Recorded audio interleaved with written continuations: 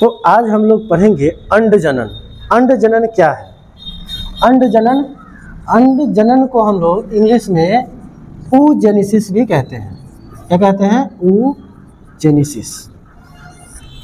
देखो, अंडजनन का मतलब हुआ कि एक मादा में परिपक्व अंडाणु निर्माण की प्रक्रिया को ही हम लोग कहते हैं अंडजनन। क्या कहते हैं? अंडजनन। ठीक है। महिला में, महिला का बात करें और पुरुष का बात करें, सुनो, महिला में जो अंडाणु निर्माण की प्रक्रिया होती है, अंडाणु निर्माण की प्रक्रिया वो गर्भावस्था में ही शुरू हो जाती है। अर्थात जब वह अपने माँ के गर्भ में होती है, अर्थात पेट में होती है, उसी समय उसमें अंडाणु बनने की प्रक्रिया स्टार्ट हो जाती है। लेकिन अगर उसी प्रकार पुरुष का बात करें तो पुरुष में शुक्राणु बनने की प्रक्रिया जो है वो किशोरावस्था के बाद स्टार्ट होता है। लेकिन महिला में अंडाणु बनने की प्रक्रिया जब वह माँ के गर्भ में होती है, पेट में होती है, उसी समय से अंडाणु बनने लगता है। देखो, उसके महिला जो लड़कियां होती है जो माँ के गर्भ में है, तो उसमें एक कोशिका होती है जिसको हम लोग कहते हैं अंडमातृ कोशिका या फिर oogenesis या फिर एपिथेलियम कोशिका कहते हैं। उस कोशिका में होता है समसूत्री विभाजन। क्या होता है? समसूत्री विभाजन। यहाँ देखो, देखो, एक परिपक्व अंडाणु निर्माण की प्रक्रिया को हम लोग क्या कहते हैं? अंडजनन कहते हैं। जब एक स्त्री अपने माँ के गर्भ में ही होती है तो उसी समय उसमें अंडाणु बनने की प्रक्रिया शुरू हो जाती है। उसमें एक कोशिका होता है जिस कोशिका को हम लोग कहते हैं, उसके अंडाशय में कोशिका होता है जिस कोशिका को हम लोग कहते हैं अंडमातृ कोशिका या अंडजननी कोशिका या एपिथेलियम कोशिका। उसमें होता है समसूत्री विभाजन। समसूत्री विभाजन के बाद क्या होता है? तो उसके बाद की प्रक्रिया सुनो। देखो, समसूत्री विभाजन होता है उसके कोशिका में। भैया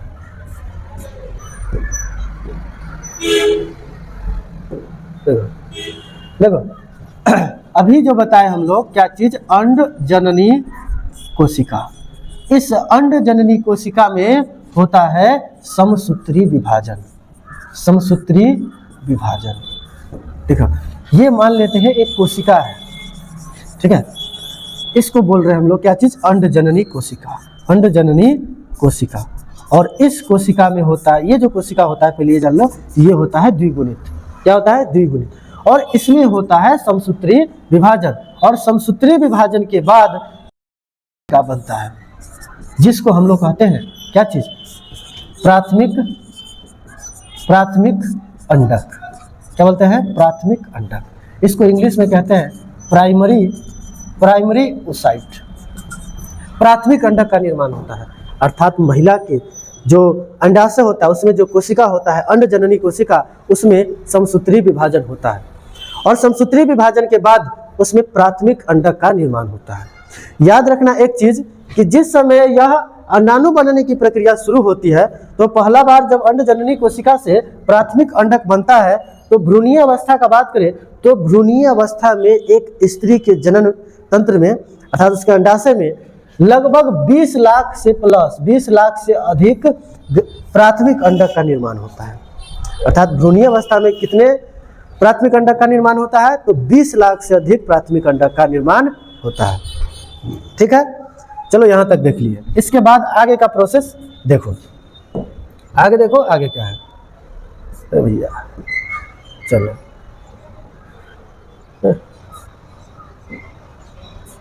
चलो यहाँ देखो, यहाँ क्या बोले? इस अवस्था में क्या होता है? जननिक एपिथेलियम की कोशिका या अंडमातृ कोशिका या फिर ओगोनिया सेल, इसमें होता है क्या चीज? इसका अपना आकार बढ़ाता है और समसूत्री विभाजन होता है जिसके कारण इसमें होता है प्राइमरी ओसाइट का निर्माण होता है। इसके आगे देखिए आगे क्या होता है। आगे होता क्या है कि ये जो प्राइमरी ओसाइट बना है, सही से समझना, ये जो प्राइमरी ओसाइट बना है अर्थात यहाँ देखिए, ये जो प्राइमरी ओसाइट अर्थात प्राथमिक अंडक बना है, इस प्राथमिक अंडक के ऊपर एक परत जम जाता है। जैसे मान लीजिए यही है, इसको खत्म करते हैं। इसे मान लीजिए यह है प्राथमिक अंडक, ये क्या है? Primary oocyte. Primary oocyte. इस प्राइमरी ओसाइट के ऊपर एक परत जम जाता है, एक परत जम जाता है। इस परत को हम लोग कहते हैं क्या चीज, इस परत को कहते हैं हम लोग क्या चीज, जोना ग्रेन्युलोसा। क्या कहते हैं, जोना ग्रेन्युलोसा। देखो इस टॉपिक को सही से समझना, अच्छा को समझने में हालत खराब हो जाता है, ठीक है, सही से समझना। ये क्या है, जोना ग्रेन्युलोसा का एक परत जम जाता है। अब हम इस पूरा संरचना को बोल रहे हैं हम लोग प्राथमिक पुटिका। क्या बोल रहे हैं, प्राथमिक पुटिका। समझ में आया? प्राइमरी ओसाइट के ऊपर एक परत जमा जिसको बोल रहे हैं हम लोग जोना ग्रेन्युलोसा। और उस जब पूरा संरचना बन गया तो इस पूरा संरचना को बोल रहे हैं हम लोग प्राइमरी पुटिका अर्थात प्राथमिक पुटिका। और फिर क्या होता है, फिर इसके ऊपर प्राथमिक पुटिका के ऊपर फिर से एक परत जमता है। मान लीजिए ये है प्राइमरी पुटिका, यह है प्राथमिक अंडक, ठीक है। प्राथमिक अंडक के ऊपर एक परत जमा था अभी, तो इस परत का नाम क्या था, जोना ग्रेन्युलोसा। क्या था, जोना ग्रेन्युलोसा। और फिर से इसके ऊपर एक और परत जम जाता है, एक और परत जम जाता है। मान लीजिए यही एक परत है, एक और परत जम जाता है। इस परत को हम लोग कहते हैं थीका परत। अंदर वाला जोना ग्रेन्युलोसा और बाहर वाला थीका परत। अब आया समझ में? प्राथमिक अंडक पर पहले एक परत जमा था जिस परत का नाम दिए थे हम लोग जोना ग्रेन्युलोसा।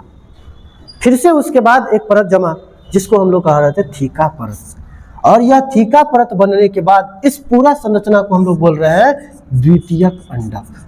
क्या बोल रहे हैं, द्वितीयक अंडक। बताओ यहां तक समझ में आया? द्वितीयक अंडक इसको कह रहे हैं।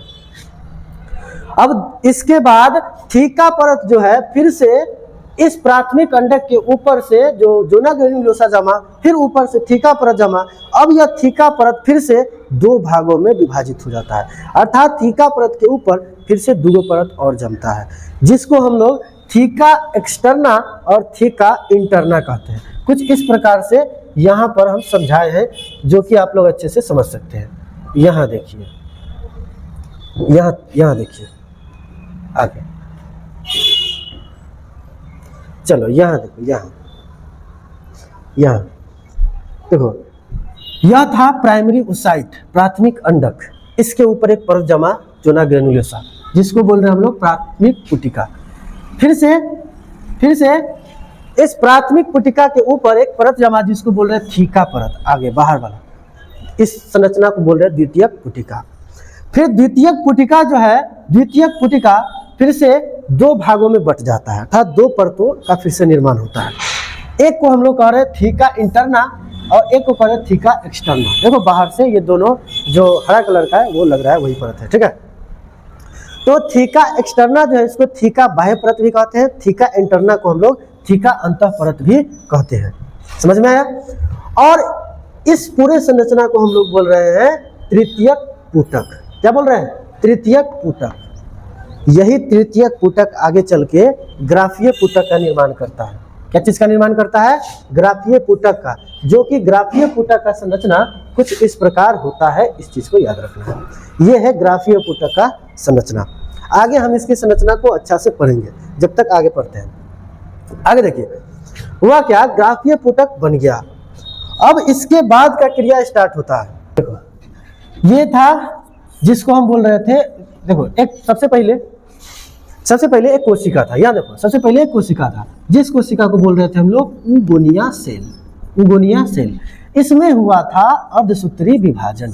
अर्धसूत्री विभाजन के बाद बना था, अर्धसूत्री नहीं, समसूत्री विभाजन हुआ था। याद करो, समसूत्री विभाजन हुआ था। इसके बाद इसमें बना था क्या चीज, प्राथमिक अंडक का निर्माण हुआ था। अब प्राथमिक अंडक पर एक परत जमा था जिसको बोल रहे थे हम लोग जोना ग्रेन्युलोसा। इससे बना था प्राथमिक अंडक से प्राथमिक पुटक का निर्माण हुआ। फिर प्राथमिक पुटक पर एक परत जमा जिसको कह रहे थे हम लोग थीका परत। उसके बाद उस संरचना को बोल रहे थे हम लोग द्वितीयक पुटक। क्या बोल रहे थे? द्वितीयक पुटक। फिर द्वितीयक पुटक से निर्माण हुआ क्या चीज का? तृतीयक पुटक का। क्या निर्माण हुआ? तृतीयक पुटक का। और तृतीयक पुटक से निर्माण होता है क्या चीज का? ग्राफीय पुटक का। अभी कुछ देर पहले हम लोग ग्राफीय पुटक का संरचना देखे थे। ग्राफीय पुटक समझ में, मतलब जो अंडाणु बनने की प्रक्रिया जो है वो स्टार्ट हुआ था, गर्भावस्था में ये स्टार्ट होता है, लेकिन जैसे ही बच्चा का जन्म होता है वैसे ही यह प्रक्रिया रुक जाता है। अर्थात थोड़ा सही से फिर से समझिए, ठीक है। देखो जैसे बच्चा जब गर्भ में था, अर्थात जो लड़की थी वो गर्भ में थी, माँ के पेट में थी, उसी समय अंडाणु बनने का प्रक्रिया शुरू हुआ। तो उसमें जो उगोनिया सेल था उसमें समसूत्री विभाजन हुआ, प्राथमिक अंडक का निर्माण किया, और प्राथमिक अंडक का निर्माण किया, उसके बाद उसके ऊपर एक परत जमा जिसको हम लोग कह रहे थे प्राथमिक पुटक। और प्राथमिक पुटक बनने के बाद जैसे ही फिर से वो विभाजन करने के लिए तैयार होती है, उसी समय कोशिका विभाजन जो होता है प्राथमिक पुटक, क्या चीज, प्राथमिक पुटक, इसमें जो है कोशिका विभाजन रुक जाता है।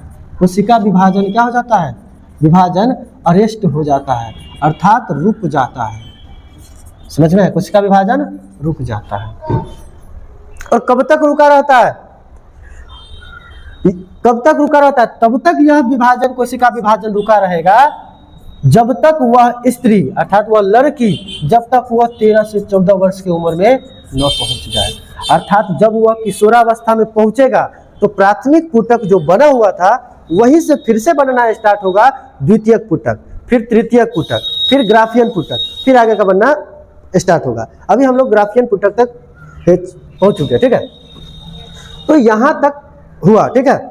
उसके बाद क्या हुआ चलो यहां तक समझ में आ गया। अब यहाँ देखो ग्राफीय पुटक बना था और फिर से अब क्या होगा पता है, ग्राफीय पुटक